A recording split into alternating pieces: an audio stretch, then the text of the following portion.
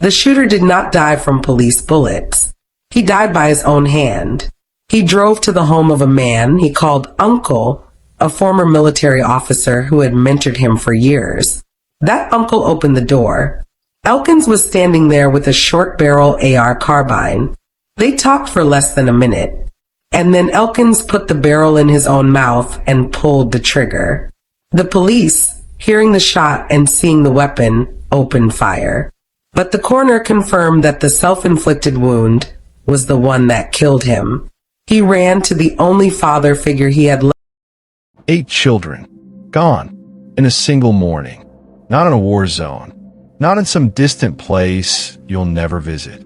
On a quiet street in Shreveport, Louisiana, a neighborhood called Cedar Grove, where kids played in front yards and neighbors waved at each other on Saturday afternoons.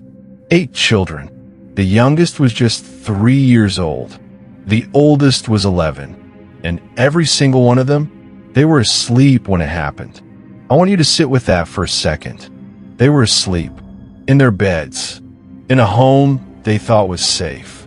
And the person who walked through that door was someone they knew, someone they called family. Music shift low, dark, slow. This is the story of Shamar Elkins, a 31-year-old man, a father, a husband, a former soldier, a man who by every outward measure was just a guy in the neighborhood. Until the morning of April 19th, 2026, when everything we thought we understood about him shattered. This case has shaken the entire country. It is the deadliest mass shooting in the United States since January 2024. It is the deadliest mass shooting in Louisiana history.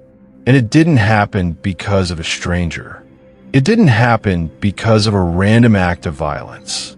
It happened inside a family, behind closed doors, in a crisis that people saw coming and couldn't stop. So today, we are going to go through every single layer of this story, because these 8 children deserve more than a headline. They deserve to be remembered, and the warning signs that led to this moment, they deserve to be heard, so that next time someone acts on them. Stay with me, because this story is not going to be easy, but it is necessary. If you're new here, subscribe right now. Hit that bell. This channel covers the cases that matter, the ones that make you think, the ones that ask the hard questions. You don't want to miss what comes next. To understand what happened on April 19th, you have to understand who Shamar Elkins was before that morning. And the picture that emerges is complicated. Not a monster on paper. Not someone you'd look at and immediately fear. Just a man with a life, with children who loved him, with a history that stretched back over a decade. Shamar D. Elkins was born on December 7th, 1994, in Shreveport, Louisiana. He grew up in the city, and as a young man, he made a choice that many young people in his community respected. He joined the military. In August 2013, at 18 years old, Shamar Elkins enlisted in the Louisiana Army National Guard. He trained as a signal support system specialist, communications, essentially, and later cross-trained as a fire support specialist. For 7 years, from 2013 to 2020, he wore a uniform. He wasn't deployed.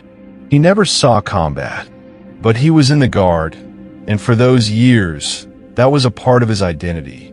In August of 2020, he left the service as a private. By 2026, he was 31 years old, living in Shreveport and working for UPS, United Parcel Service, as a delivery driver. He had a route. He had a schedule. He was out in the community every day. And when it came to family, Shamar Elkins had a complicated history there too. He had been previously married to a woman named Christina Snow. Together, they had 3 children. The relationship ended. But like many situations involving children, it didn't completely end because you can't fully separate when kids are involved. By 2024, Shamar had moved forward. He married a woman named Shaniqua Pugh.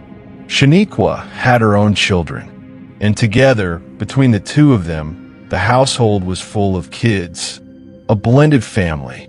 On the outside, just another Shreveport family. Neighbors knew Shamar. One neighbor, a man named Freddie Montgomery, would later tell CNN that on the Saturday afternoon before the shooting, just hours before it happened, he'd walked home from a neighbor's house and seen Shamar sitting on the front porch. Children were playing in the yard. Montgomery and Shamar waved at each other. That was it. Just two men in a neighborhood, waving. Freddie Montgomery went home. He went to sleep, and when he opened his curtains the next morning, he saw police cars. Lots of them, but we're getting ahead of ourselves. Because before we get to that morning, we need to talk about the cracks. The ones that were already there, long before April 19th. Here's what very few people talk about when it comes to crimes like this. They don't happen overnight. They don't erupt out of nowhere. They build, slowly, like pressure in a sealed container. And the pressure inside Shamar Elkins had been building for a long time. Let me take you back. Shamar Elkins is arrested for driving while intoxicated. A conviction follows. He's arrested again, this time on two separate charges: illegal use of a weapon and carrying a firearm on school property. Now, Elkins had an explanation. According to a police report from that incident, Elkins stated he had walked outside to meet a friend who was picking him up when another person in the car pulled a weapon on him, and he fired back. 5 rounds. Whether you believe that version or not, the legal outcome was the same. He was convicted, and under Louisiana law, a person convicted of illegal use of a weapon is prohibited from legally owning a firearm for at least 10 years. 10 years. That's an important detail. Remember it. But the legal record tells only part of the story. The emotional record, the one written in conversations behind closed doors, tells us something far more disturbing. Let's go back to 2023. Shamar Elkins and Shaniqua Pugh are together. They're not yet married. And at some point during that year, Shaniqua begins to have doubts. She considers leaving him. She considers taking her children with her. And when Shamar finds out, he doesn't try to fix it. He doesn't ask for counseling. He doesn't say he'll do better. According to reporting from the New York Times, Shamar Elkins told Shaniqua Pugh directly, in plain language, that if she tried to leave and take the children, he would kill her. He would kill their kids. And he would kill himself. Pause. Hard pause. That is not a fight. That is not an argument. That is a threat.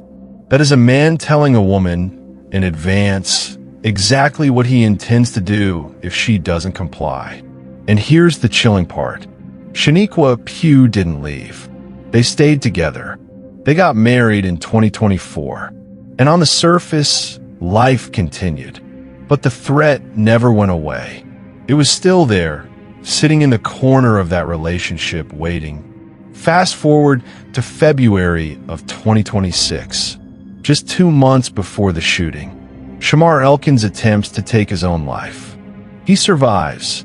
According to his brother-in-law, a man named Brown, Elkins is taken to a nearby Veterans Affairs hospital afterward. He sees doctors. He's evaluated for mental health. He is admitted and stays for about a week and a half. And then he is released.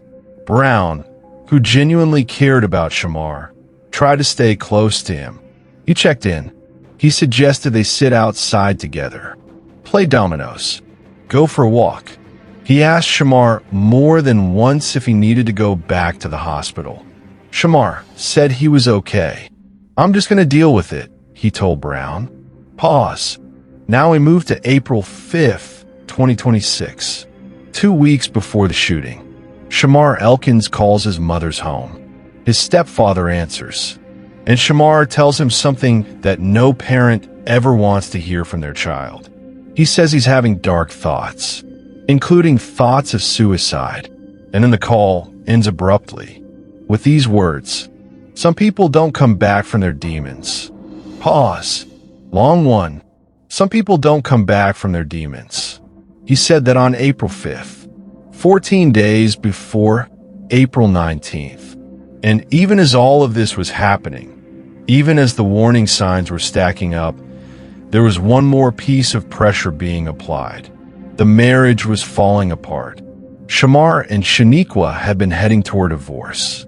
Shaniqua had filed, and a court date had been set, April 20th, 2026, the day after the shooting.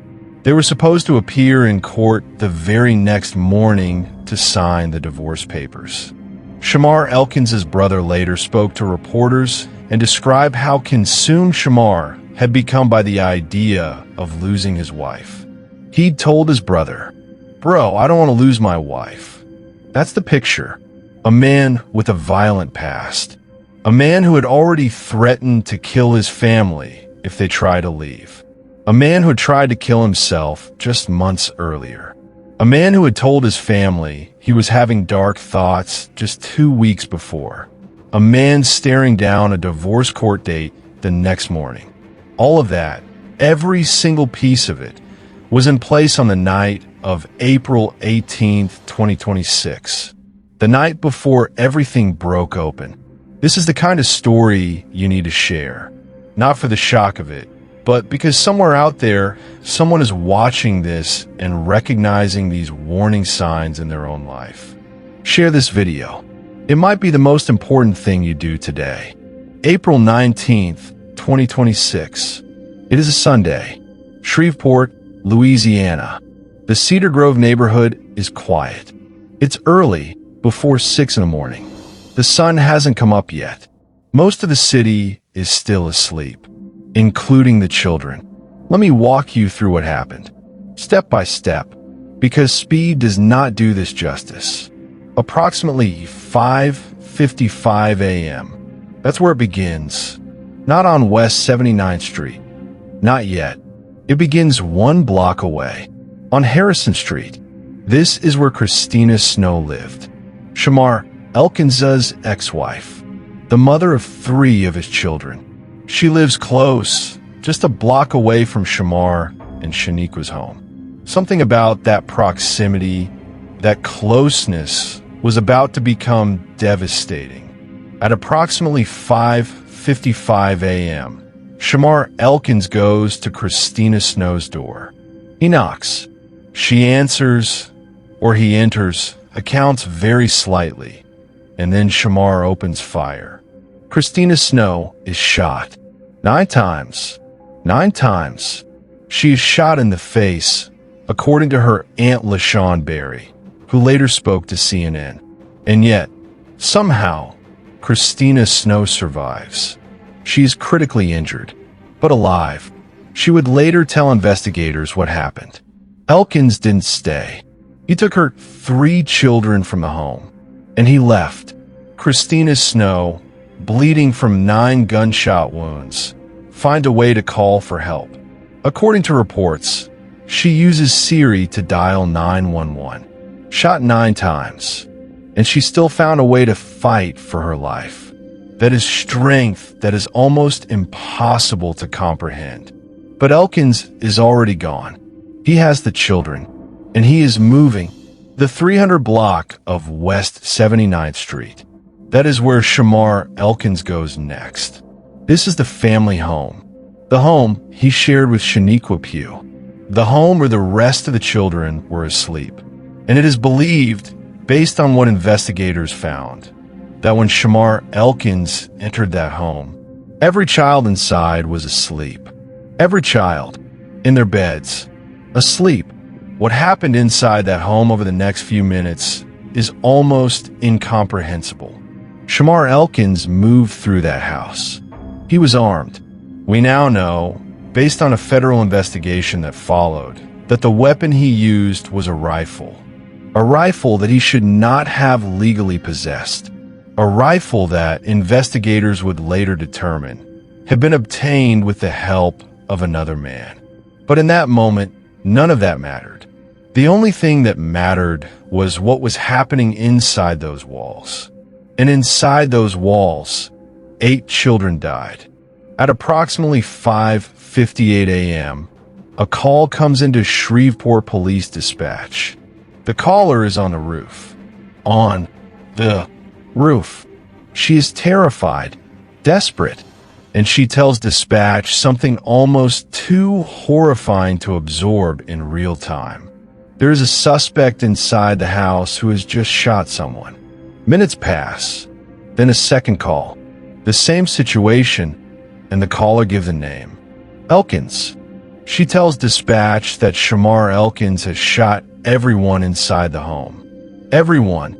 She says that 9 people lived at that address, and the shooter had gone through all of them. She said she and her children had escaped through the roof and were now in the backyard. She and her children had escaped through the roof. In the early morning hours of an April Sunday, a woman and her children scrambled out onto the roof of their own home and dropped into the backyard just to survive. Shreveport Police Chief Wayne Smith confirmed later that a 12-year-old had jumped from the roof. She survived. She had scratches, but she survived. Shreveport police arrived on the scene at 6:01 a.m., just after 6 in the morning. What they found inside that home changed them. Shreveport police spokesperson Chris Bordelon later told reporters, with controlled but unmistakable anguish in his voice, that many of the children appeared to have been shot in their sleep. Most shot in the head. It is a disgusting and evil scene, Bordelon said. Shreveport's mayor, Tom Arsenault, held a press conference. He described the scene as horrific. This is a tragic situation, maybe the worst tragic situation we've ever had, he said, the mayor of a city, speaking to the press. And those were the words he could find. Maybe the worst they'd ever had. And across the city, police were still receiving calls. Because while officers were processing the scene on West 79th Street, the Harrison Street call was also coming in. Christina Snow, shot 9 times. Her 3 children taken by Elkins before he drove to the family home.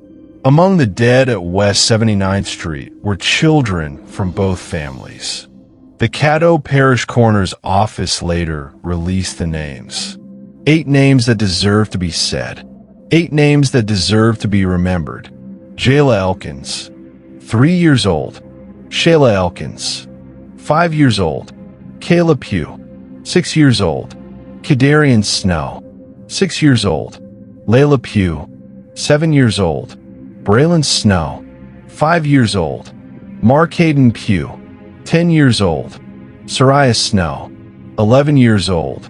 7 of them were Shamar Elkins's own children. 1 was his nephew. The eldest was 11. The youngest was 3. Councilman Grayson Boucher later said that the deaths from this single incident more than doubled the city's entire homicide count for the year. 1 act, 8 children, more than doubled an entire city's murder total. And Shamar Elkins was gone. Before we continue, I need you to take a breath. This story is heavy. It is real, and it matters. If you're finding this difficult to process, that's okay. That's human. Keep watching, because the next section matters, and so does what comes after it. And if you haven't subscribed yet, please do that now. This kind of in-depth coverage takes time. Your support keeps it going. While police were still arriving at West 79th Street, Shamar Elkins was already moving. He was not waiting. He was not turning himself in. He left the scene. He fled. And in those desperate, adrenaline-soaked minutes after one of the worst crimes in Louisiana history, Shamar Elkins was somewhere out on the roads of Shreveport, armed, And then it gets worse. He carjacked a vehicle. In the chaos of the early morning, Shamar Elkins forced someone out of their car and took it. Imagine being that person. Sunday morning, before sunrise, someone takes your car at gunpoint. You had no idea what was behind the door you just stepped out of. But law enforcement knew. The moment Elkins was identified, and he was identified quickly because the callers from the house had named him and investigators were moving fast. The manhunt began. Police tracked him. He crossed into Bossier City, Louisiana, across the river from Shreveport into Bossier Parish. The chase moved through the streets, and it ended at the 400 block of Brompton Lane. That's where Shamar Elkins's flight came to a stop. Officers converged on the location. Gunfire was exchanged, and then it was over. Shamar D. Elkins died on the morning of April 19th, 2026, at the 400 block of Brompton Lane in Bossier City, Louisiana. Whether the fatal wound came from his own hand or from law enforcement's return fire, investigators have said the outcome was not immediately certain. Louisiana State Police was called in to investigate the death of Elkins, which is standard procedure when an officer-involved shooting occurs. What is known as this? No officers were harmed, and Shamar Elkins, the man who had threatened to do exactly this years before, was dead. He had said it. I'll kill you, my kids, and myself. He had said it in 2023. And in the early hours of April 19th, 2026, he made good on most of that promise. The children were gone. The women had been shot. And he was dead. The scene on West 79th Street continued for hours.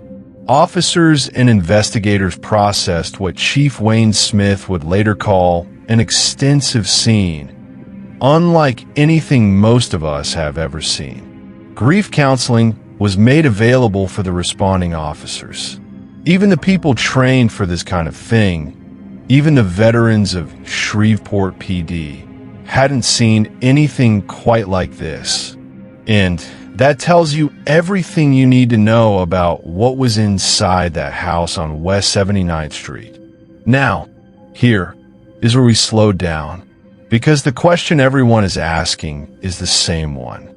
Why? How does this happen?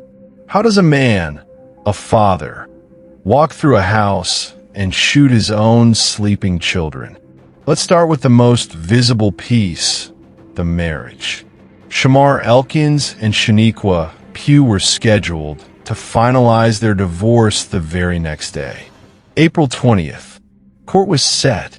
Papers were ready. The marriage was ending. And according to everyone who knew Shamar, that was something he was not able to accept. His own brother said it. Bro, I don't want to lose my wife. Not I'm working on it. Not I'm going to counseling. Not I understand she needs to go. I don't want to lose my wife. Possession. Control. That's where this started. But it goes deeper than a divorce. Retired supervisory FBI agent Jason Pack, speaking to reporters in the aftermath of the shooting, describes something behavioral experts call the pathway to violence. And it doesn't happen in a moment. It builds. It typically starts with what Pack called a grievance, a perceived loss, a breakup, a humiliation, something the person fixates on until it becomes the center of their entire mental world. At some point, the person stops trying to resolve the problem. They start feeding it. They build a story in their mind, a narrative in which they're the victim, in which everyone around them is responsible for their pain. And in the worst cases, that narrative curdles into something even darker. If I can't have this, no one gets anything. That is familicide thinking, and it had been present in Shamar Elkins's behavior for years. The 2023 threat. I'll kill you, my kids, and myself. That wasn't said in a moment of blind rage. That was a plan spoken out loud. That is a man who had already been to that dark place and come back to tell someone about it. Then there's the mental health dimension. February 2026. Elkins attempts suicide. He goes to the VA hospital. He stays for a week and a half. He is evaluated, treated, and released. Now, I want to end this video the way I started it. Not with answers, but with a question. Because some tragedies don't have clean answers. Some horrors don't resolve neatly. And this is one of them. But here's what I keep coming back to. Shamar Elkins told someone he would kill his children in 2023. He tried to kill himself in February of 2026. He told his stepfather he was having dark thoughts 14 days before the shooting. His brother-in-law reached out over and over. He had a prior weapons conviction that should have kept a gun out of his hands. And still, on April 19th, 2026, he was armed. He was in crisis.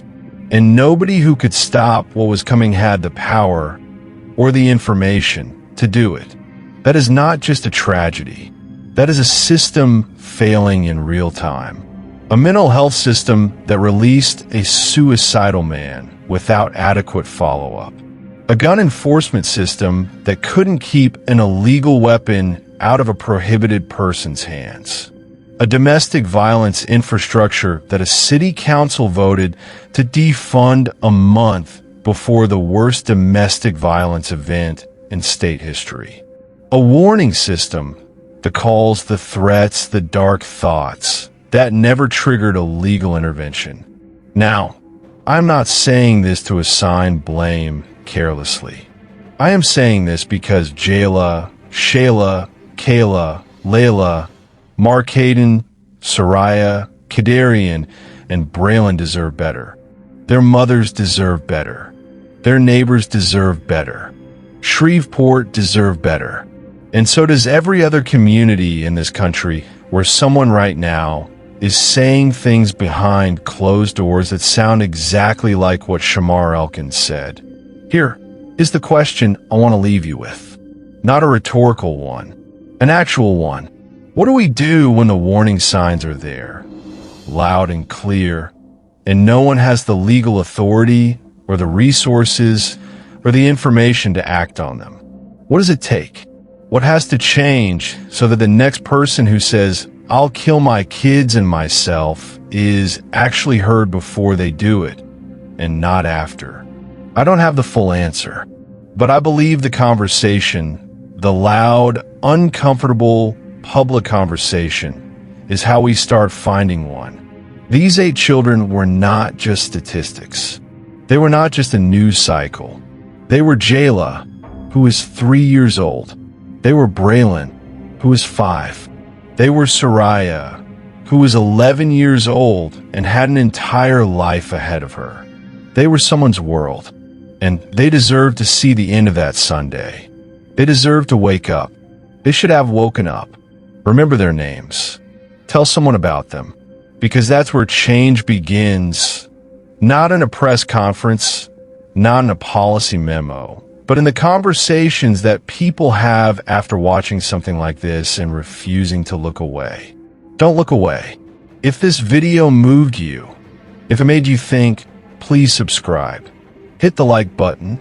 Share this with someone who needs to see it. Leave a comment with your thoughts. This case deserves more than silence. These children deserve more than a forgotten headline. Your engagement keeps this conversation alive. See you in the next one.